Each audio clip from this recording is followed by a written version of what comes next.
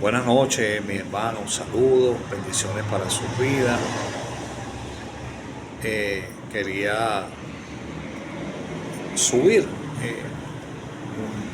pequeño mensaje debido a toda esta situación, esta tragedia, esta desgracia que ha afectado a nuestra nación, a nuestro país Venezuela, eh, donde tengo personas cercanas, vecinos, compañeros de trabajo, eh, hermanos en la fe, que lamentablemente pues perdieron sus seres queridos. Hay algunos que aún están desaparecidos y ciertamente es una situación muy difícil, ¿no? Y muchas veces nosotros nos preguntamos y me preguntan a uno, pastor, ¿por qué? ¿Por qué? Esa es la pregunta que generalmente todos pues nos hacemos muchas veces, ¿no? Sobre todo ante este tipo de situación. Y generalmente eh, decimos por qué Dios hizo esto, por qué Dios permitió esto. Y en el Evangelio es una conducta que tal vez por una religión, por un sistema religioso, desde hace muchos años que nos enseñó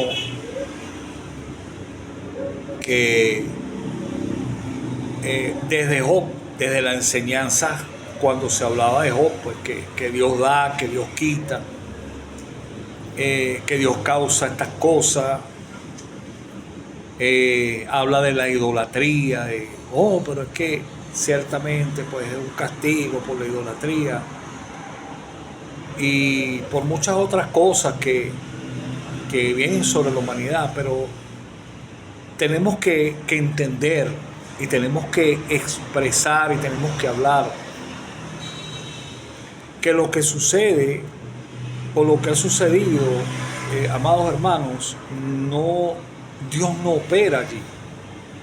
O sea, esa no es la naturaleza del Dios que nos amó de tal manera cuando todos éramos pecadores, cuando todos estábamos no solamente en la idolatría, sino en todo tipo de pecado, en todo tipo de vicio, en todo tipo de situaciones, y nos amó de tal manera que envió a su Hijo unigénito para que todo aquel que en Él crea no se pierda, mas tenga vida eterna.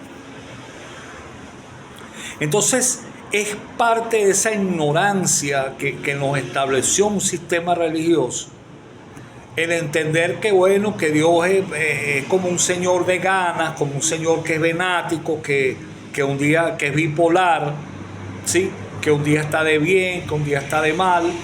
Entonces, cuando yo estaba perdido en el mundo, que Satanás en el sistema mundial me tenía a su merced para acabarme, no, él me trae hacia acá, Él me lava, Él me purifica, Él me da anillo, Él me santifica, me da vestiduras nuevas, me hace su hijo, me hace coheredero juntamente con Cristo y entonces, bueno, ahora que estoy aquí me mata, pues,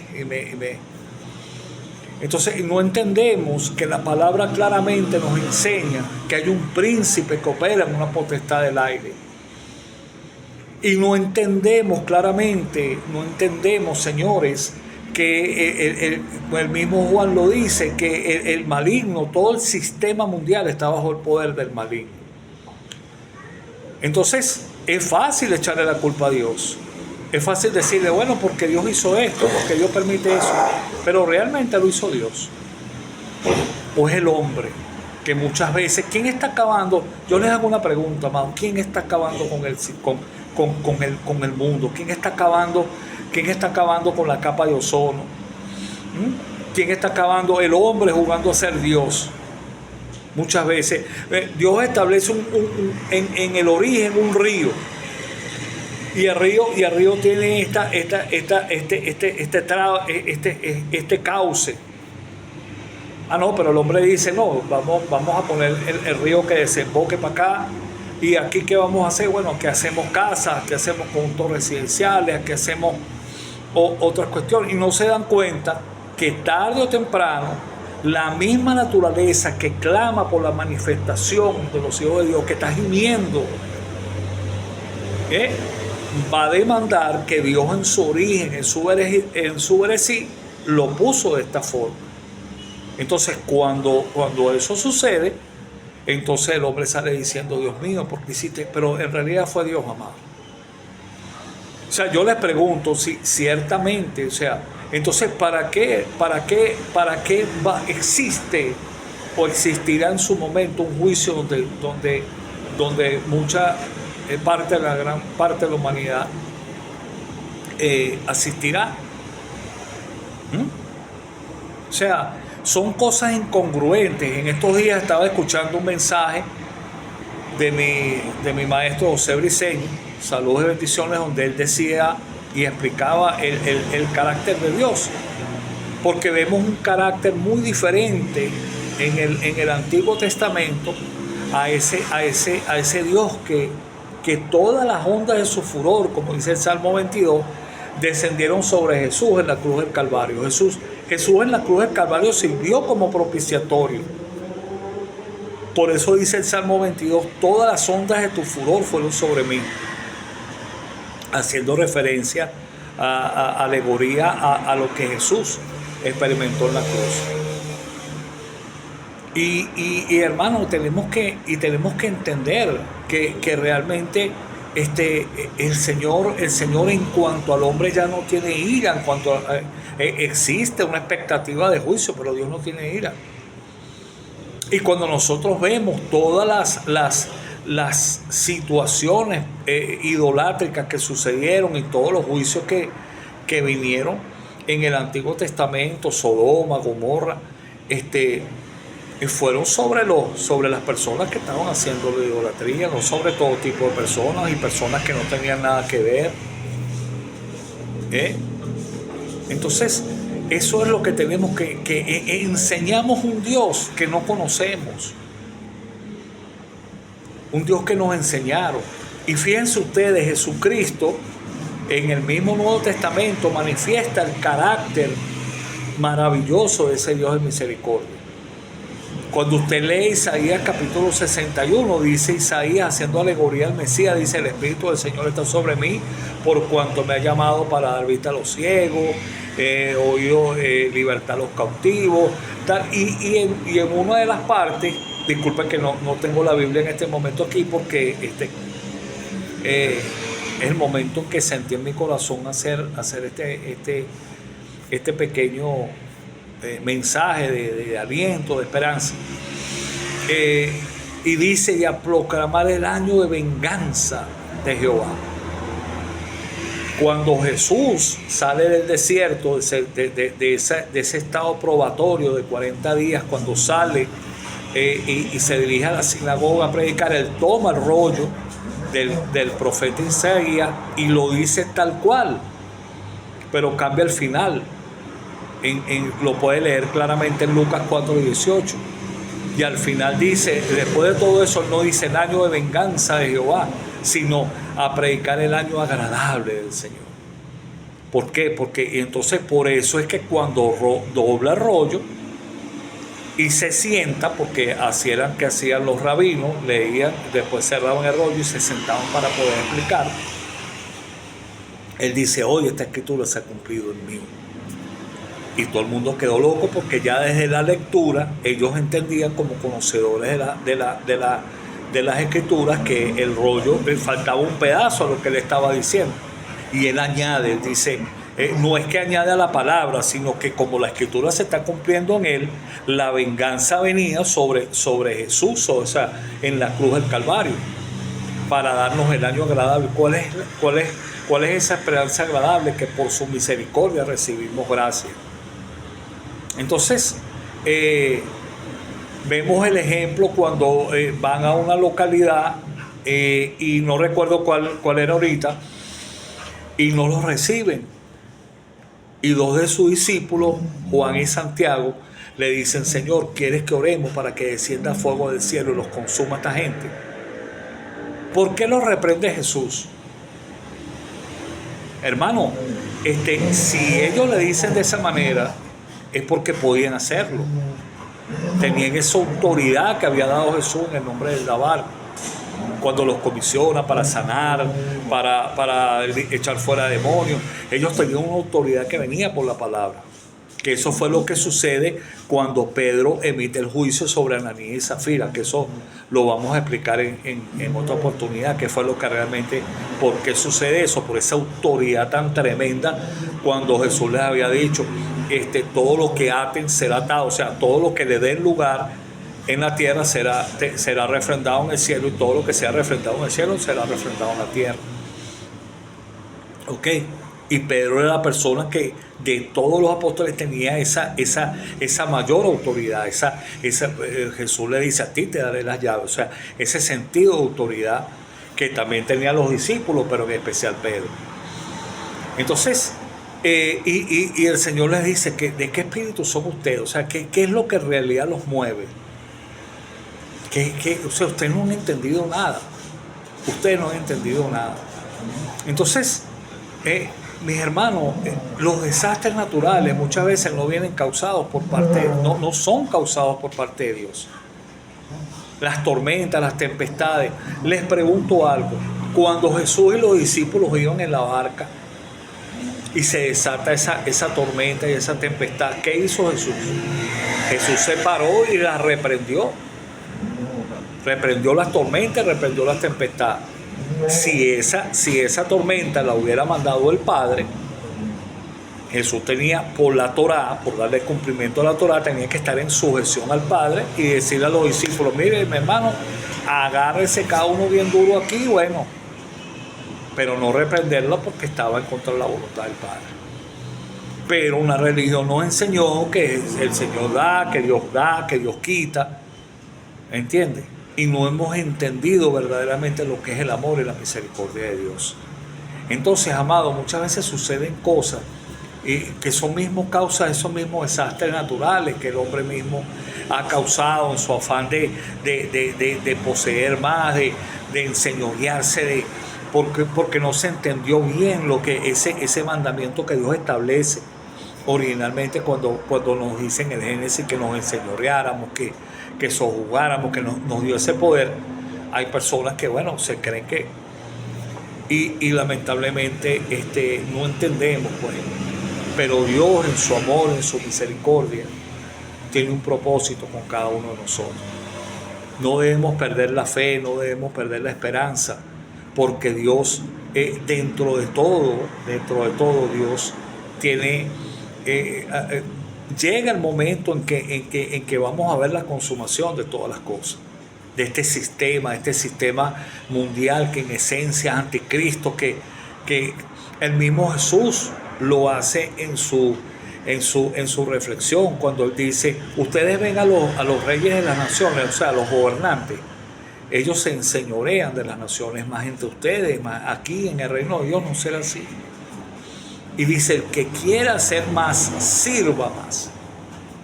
Que ese es el verdadero sentido de lo que debería ser un servidor público, entre comillas, una persona que está para el servicio de las comunidades, las personas. Y nosotros vemos cómo muchos de esos servidores hay que servirles más bien. Entonces yo quiero darle esa palabra de ánimo, de que, señores, este es el momento en que más en nuestro corazón tenemos que buscar a Dios. Debemos de dejar todas esas conductas y esas actuaciones que no, personas que no manifiestan el amor de Dios, juzgando, colocando sentencias sobre personas. O sea, ¿de qué espíritu soy, hermano? ¿Qué espíritu, qué nos mueve realmente? Entonces tenemos que entender todo esto, tenemos que seguir adelante y saber que Dios nos amó y nos ama de tal manera que nos ha dado. Entonces, señores, una de las manifestaciones más hermosas que nosotros podamos entender verdaderamente lo que dijo Jesús. Jesús dijo, todo aquel que viva y cree en mí no morirá, y todo aquel que muera creyendo en mí vivirá para siempre. Entonces, hay una vida eterna, hay una vida maravillosa que, que nosotros tenemos que entender verdaderamente, que está mucho más allá de cualquier propósito o de cualquier intención que nosotros no podemos, porque jamás podemos entender los designios maravillosos que Dios ha creado. Dice la palabra que la voluntad de Dios para nuestra vida es buena, es agradable y es perfecta. Entonces yo quiero llevarle esta palabra a muchos hermanos, a muchas hermanas, a muchos amigos, personas que de repente, miren hermanos, Dios es amor, Dios es amor. De hecho Pablo lo dice en los Romanos, dice que es la benevolencia de Dios lo que nos lleva al arrepentimiento. Entonces dejemos ya esos mensajes condenatorios, esos mensajes que lo que hacen es golpear, que lo que hacen es dañar, que lo que estamos es tirándole piedra a las personas. Recuerden que la palabra nos enseña claramente que no es con espada ni con ejército, sino con mi espíritu, dice el Señor. El día que verdaderamente una persona es tocada, nadie puede ser obligado a creer, nadie puede ser obligado a convertirse, a hacer una oración. Eso ni siquiera es bíblico, porque Dios es el que conoce las intenciones del corazón. Entonces, tengamos esa fe que hay un final. El Señor lo dijo, yo he vencido al mundo. O sea, un sistema mundial, es un sistema que en ese entonces estaba corrompido, pero que vemos como a través de, incluso el apóstol Pablo nos habla cuál sería el carácter de los hombres en los postreros tiempos. Cómo vemos cómo se ha multiplicado mucho más la maldad, el hombre va de continuo al mal. Todas las innovaciones científicas que se hacen contrarias a buscar curas a enfermedades, a buscar las mejoras del hombre, lo que son más bien buscando armas o virus o cuestiones para más bien dañar y afectar más a la humanidad. Entonces es fácil echarle la culpa a Dios, pero señores, entendamos que hay una esperanza. Pero esa esperanza será manifiesta en su momento, cuando veamos la consumación de todos los hechos. Pero mientras tanto, el Señor nos dijo que deberíamos perseverar, que deberíamos mantenernos firmes, porque la fe, nuestra fe no es, obviamente tiene que ser, estamos siendo probados de una forma tremenda, pero entendamos, hermanos, que no fue fácil con nuestro Señor Jesucristo. No fue fácil el vencer para tomar la autoridad, la forma como tuvo que padecer. No hay persona que haya padecido en este mundo más que nuestro Señor Jesucristo. Los apóstoles también, o sea, entendamos esto. Y le hago un llamado a esos ministros, que los llamo ministros, que están pescando un río revuelto, que están metidos en cosas que Dios no nos llamó a hacer. Llámense a la reflexión, porque cuando venga realmente el momento espiritual del juicio, el juicio empieza por la casa de Dios. Entonces, dejen de hacer y de estar metidos en cosas que Dios no nos llamó. Dios no nos llamó a estar metidos en política, ni en ninguna. Él nos llamó fue a predicar su evangelio, a llevar la salvación a través de la palabra de Dios a las almas, a ser sal y luz. Y hay personas que cada día están dejando de creer por verse reflejados miserables en personas que lo que quieren es llenarse su bolsillo. Y cada día se está perdiendo el amor por las almas. Miren, Dios no puede ser burlado. Y Dios va a limpiar sus altares, sí. Los va a limpiar. Porque el juicio entra es por casa, la casa de Dios. Y la casa de Dios en este momento no es como en el tiempo de Jesús, que Jesús reprendió a los mercaderes que estaban afuera, ahora están metidos dentro de la iglesia. Señores, personas que están tomándose fotos. Aquí estamos, la congregación tal, llevando tal. Señores, la misma palabra de Dios, Jesús mismo lo dijo, ya tienen su recompensa. Que tu mano izquierda no sepa lo que hace la derecha. Pastores que se están prestando a hacer cosas indebidas y saben a lo que me estoy refiriendo y saben de quién me estoy refiriendo, de quiénes. Señores, volvamos a la senda antigua, volvamos a ese primer amor donde verdaderamente había importancia, amor por las almas. Ese ya estarse colocando medallitas y porque saben que es terrible cuando estemos delante de un reino eterno. Ustedes no tengan ningún tipo de galardones, porque vendieron su primogenitura, vendieron por un plato de frijoles. Jesús lo dijo claramente, los tesoros son en el cielo, donde ni el ladrón, ni el orín, ni la polilla los corrompen. Hay gente que se han esgrimido como unas autoridades que ante Dios no lo son. Mucho cuidado con eso. Ese llamado se los hago y se los he hecho por privado, los he hecho y lo hago personalmente, ahora públicamente. Señores, la importancia que tenemos es cumplir la gran comisión que estableció el Señor Jesucristo. Y a todas aquellas personas que perdieron sus familiares, que han perdido sus seres queridos, entendamos que nadie los ama más, ni a nosotros, ni a los familiares, ni a aquellas personas, nadie nos ama más que Dios. Entonces, tengamos esa esperanza de saber que en el momento de la consumación de todas las cosas estaremos en su presencia, estaremos nuevamente reunidos. Un gran abrazo a todos, muchas bendiciones y bueno, hasta otra oportunidad. Bendiciones a todos.